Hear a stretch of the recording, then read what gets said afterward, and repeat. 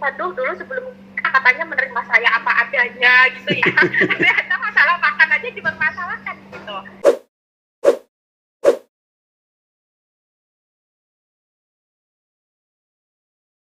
Waktu saat awal-awal itu berapa lama itu berapa lama kendala-kendala itu, terutama kendala bahasa, mungkin kendala budaya itu terjadi, kan pasti kan ada penyesuaian yang sangat lumayan ya gitu loh. Itu berapa lama penyesuaian itu dan bagaimana tipsnya?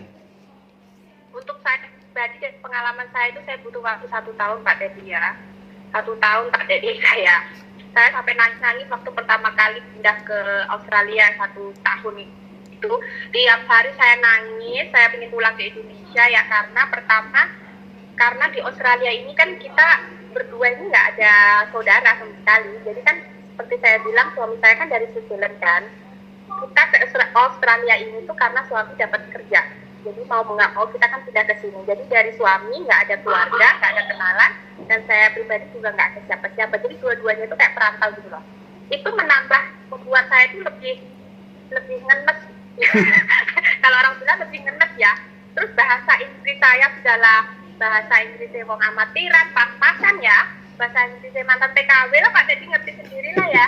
Terus di sini tuh di Australia itu bahasa Inggrisnya itu lebih cenderung aneh lagi. Mereka itu ngomongnya tuh kayak orang makan wortel gitu, nggak ngerti belas.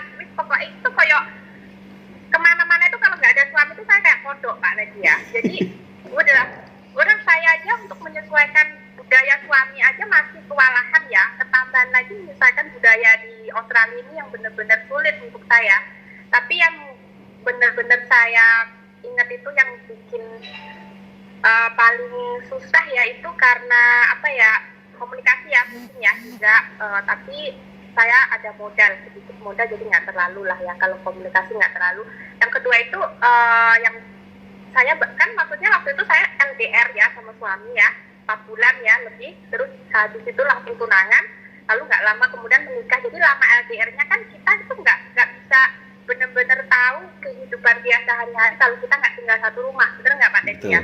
Jadi setelah kita tinggal satu rumah itu kita baru tahu warna yang sesungguhnya gitu loh. Kan dulunya kan cuma lewat telepon, lewat video call seperti itu ya. Saya kan baru tahu kayak suami saya itu ternyata suka begini, suka begitu. Yang paling bikin saya ngempet itu ya makan.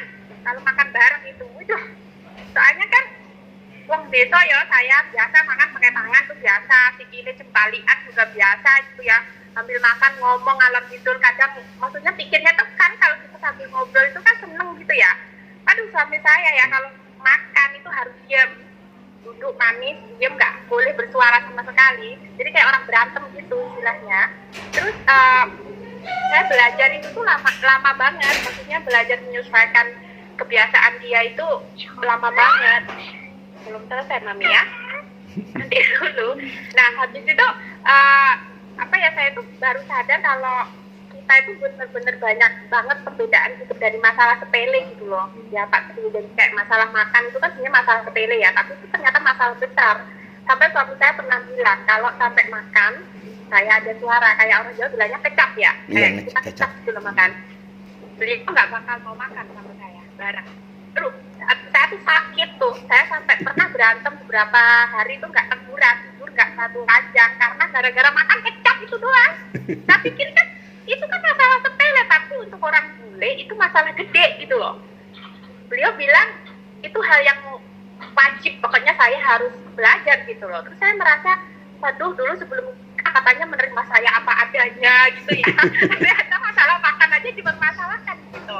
Jadi ya saya belajar dari itu, contoh aja salah satu ya Pak Teddy ya, maksudnya belajar itu sampai 1 tahun untuk membiasakan seperti kehidupan beliau gitu. Karena bukannya saya ngalah ya, maksudnya bukannya saya ngalah, karena saya coba juga tanya-tanya sama teman-teman yang lain gitu. Ternyata kalau dipikir-pikir itu hal yang positif gitu loh Pak Teddy. Maksudnya selama itu hal positif, saya bersedia untuk mengikuti belajar kayak gitu. Tapi ya gitu, lama, nggak gampang. Apalagi kebiasaan kita yang kita bawa dari lahir ya. Dari lahir sampai umur 25 tahun lebih ya, itu kan nggak bisa dirubah dalam waktu 1 minggu gitu. Susah, sedih, nangis kadang ya, terus ya maksudnya banyak lah, itu cuma apa namanya contoh aja. Jadi kalau tips dari saya sih ya, selama itu positif ya kita juga harus belajar apa namanya mengikuti juga ya. Kalau itu hal yang kurang baik ya susah ya, gimana ya Pak Dodi, saya nggak punya tips lah. Pokoknya saya orangnya tuh wes iya yo, wes pokoknya belajar alon-alon itu lagi telaten kayak bahasa kan juga harus telaten ya Pak Dodi ya. Saya sering nonton film itu loh, film apa namanya, film barat yang ada bukan ada bahasa Indonesianya tapi ada tulisan bahasa Inggrisnya, jadi omongan sama tulisan itu saya cocokkan gitu loh. Itu tips saya tuh, belajar bahasa Inggris itu saya autodidak katanya ya, nggak perlu pergi sekolah tapi belajar autodidak. Oke, kalau kayak gitu terima kasih banyak Mbak Ani.